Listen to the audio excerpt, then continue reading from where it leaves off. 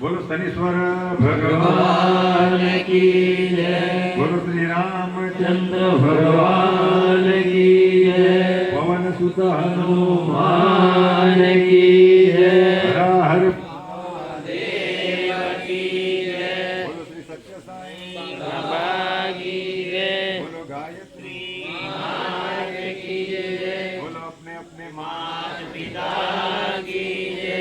बोलो अपने अपने सदगुरु देव की जय। बोलो धरती मात की जय। बोलो भारत माता की जय। बोलो सर्व धर्म की जय। विघ्नेश्वराय वरदाय सुरप्रियाय लंबोदराय सकलाय जगदीशाय नागाननाय स्तुतियज्ञविभूषिताय गौरीसुताय गणनाथ नमो नमस्ते। वक्रतुण्ड महाकाय सूर्यकोटि समप्रभा निर्विघ्नं कुरु मे देव सर्वकार्येषु सर्वदा।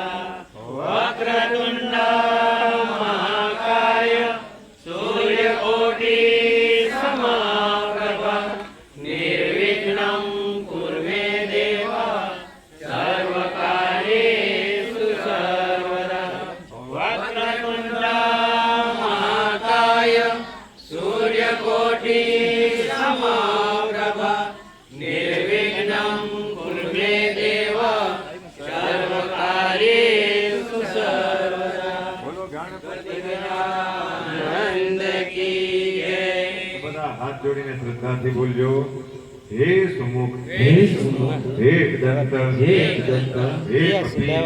कपि हे गजकर्ण हे लंबोदर हे विकट हे विघ्ननाशन हे गणाध्यक्ष हे धूम्रकेतु हे भालचंद्र हे विनायक हे गजानन।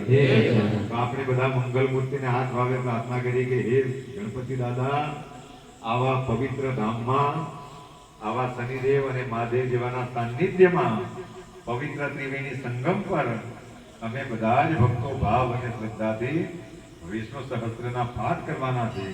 તો આ કાર્યની અંદર કોઈ પણ વિઘ્ન બાધા આખરી માનહાનિની થાય બધા જ ભક્તો અને ભક્તોના પરિવારનું સર્વ પ્રકારે મંગલ થાય એ હેતુથી હે ગણપતિ દાદા જે સ્તુતિ દેવોએ ગાયેલી જ્યારે પૃથ્વી પર સંકટ આવ્યું અને એ દેવો 33 કરોડ દેવતાઓ પણ જ્યારે સમર્થ નહીં રહ્યા તો એ બધા દેવોએ મળીને જેમને સ્તુતિ કરી એવા વિઘ્નહર્તા ગણેશજી ભાદરવા સુદ ચોથને દિવસે પ્રગટ થયેલા વિકટ સ્વરૂપમાં। તો એ દેવોએ કરેલી સ્તુતિ અમે આજે બધા ભક્તો ભાવ અને શ્રદ્ધાથી ગાતા છે। તો અમારા પણ બધા ભક્તોના સંકટો તમે દૂર કરજો અને બધા જ ભક્તોના પરિવારનું સર્વ પ્રકારે મંગલ કરજો એ હેતુથી હે દાદા અમે ભાવ અને શ્રદ્ધાથી તમારી સ્તુતિ ગાતા છે। બધા ધ્યાન રાખીને ભગવાનના નામમાં ભગવાનની સ્તુતિમાં મનને પરોવવું। बोलो गणपति गजानन की जय। गाये गणपति जगवंदन गाये गणपति जगवंदन शंकर सुवन भवानी नंदन शंकर सुवन भवानी नंदन सिद्धि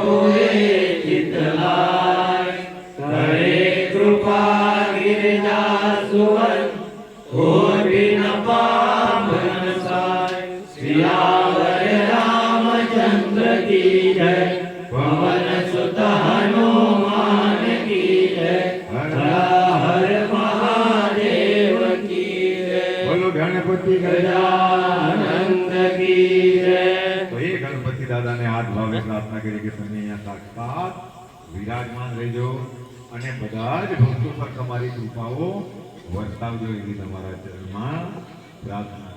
તો હવે ગણપતિ દાદા વિરાજમાન થયા, હવે આપણે હનુમાન દાદાને પણ હાથ ભાવે યાદ કરીએ અને એમને પણ વિરાજમાન કરીએ। પણ એમ કહેવાય કે હનુમાન દાદાને રામ બહુ પ્રિય, એમના રગેરગમાં એમના હૃદયમાં રામ વસતા હતા અને કાર્ય કોઈ પણ હોય પણ જ્યાં રામ, જ્યાં ગણપતિ અને હનુમાન દાદા જ્યાં વિરાજમાન થઈ જાય તો ત્યાં ગમે એવું મોટું કાર્ય એ પણ પરિપૂર્ણ થઈ જાય।